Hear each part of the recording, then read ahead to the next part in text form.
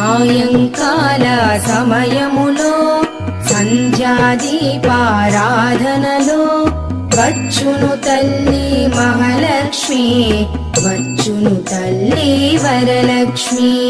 కాళ్లకు గజ్జెలు కట్టింది, మెడలో హారము వేసింది, పిలచిన వెంటనే పలికింది, అడిగినదంతా ఇచ్చింది.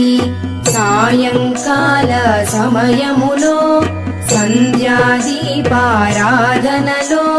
వచ్చును తల్లి మహాలక్ష్మి, వచ్చును తల్లి వరలక్ష్మి.